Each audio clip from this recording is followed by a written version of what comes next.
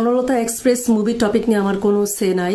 Even ব্রাহ্মণবাড়িয়ায় কওমি ঘরানার লোকজন যে স্থগিত করেছে, মুভিটা প্রদর্শন করতে দেয়নি, সেটা নিয়েও আমার কোনো সে নাই।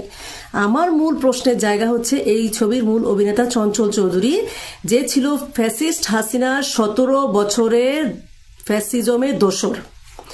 তো এই দেখেন, হাসিনা পালিয়ে গিয়েছে, ইভেন বাইতুল মুকাররমের খতিব পর্যন্ত পালিয়ে গিয়েছে, বাট কালচারাল হাসিনার যে কালচারাল উইং ছিল, এই উইং এর যদি একটা লিস্ট করেন, তার মধ্যে এই চঞ্চল চৌধুরীর নামটা একদম প্রথম দিকে সারিতে চলে আসবে।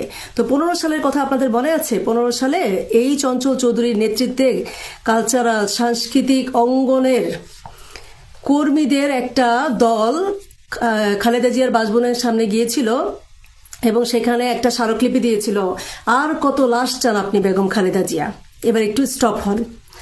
তো সেইখানে তারা এই স্মারকলিপি দেওয়ার পরে তারপরে হচ্ছে তারা 2টা পথ নাটক করেছে এটা নিয়ে, মানে এরপরে সংবাদ সম্মেলন করেছে, সেখানে হাসিনার শাসন দেখেন, 15 সালের কথা বলছি, হাসিনার সুশাসনে দেশ ভরে যাচ্ছে, এই সুফলটা দেওয়া উচিত, এই সেই কত কিছু বলল।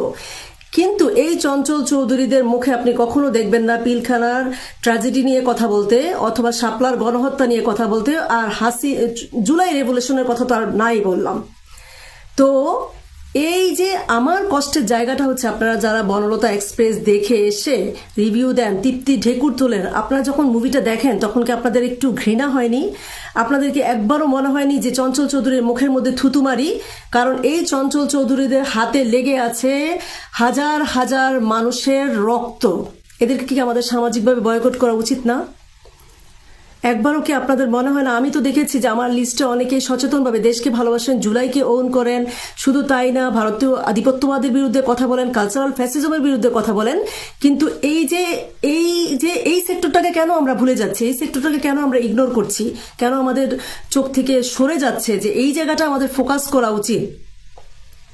হাসিনা কিন্তু একদিনে হাসিনা হয়ে ওঠেনি, হাসিনা একদিনে ফ্যাসিস্ট হয়ে ওঠেনি। হাসিনাকে ফ্যাসিস্ট করার পেছনে অনেকগুলো অর্গান কাজ করেছিল, তার মধ্যে এই কালচারাল উইং ছিল একটা। এবং এখানে যদি লিস্টটা করেন তাহলে দেখবেন এই চঞ্চল চৌধুরীদের মতো সাংস্কৃতিক অঙ্গনের কর্মীরা প্রথম সারিতে চলে আসবে। কিন্তু আমাদের উচিত সেখানে তাদেরকে বয়কট করা, সামাজিকভাবে বয়কট করা, যাতে কোনো পরিচালক এই চঞ্চল চৌধুরীদের মতো ফ্যাসিস্টের দোসরদেরকে কোনো সিনেমা বা মুভিতে আনার আগে 100 বার চিন্তা করে। কোনো সহ অভিনেতারা তার সাথে যে অভিনয় করবে, সহ অভিনেতারা যেন চিন্তা করে যে না, আমরা যদি এর সাথে অভিনয় করি তাহলে আমরাও বয়কটের সম্মুখীন হব। আমাদের লজ্জা হওয়া উচিত যে আমরা কোথায় ফোকাস করা উচিত সেদিকে ফোকাস না করে আমরা কারোর সুন্দর অভিনয়ের প্রশংসায় ডুবে যাই। আমরা ভুলে যাই এই চঞ্চল চৌধুরীরা হাসিনার পায়ের কাছে গিয়ে ও গো মা দিয়ে সেই গান, এবং শুধু কি তাই, পারলে পায়ের কাছে হুমড়ি খেয়ে পড়ে। হাসিনার শাসনকে এরা সুশাসন বলে। আমাদের লজ্জা হওয়া উচিত।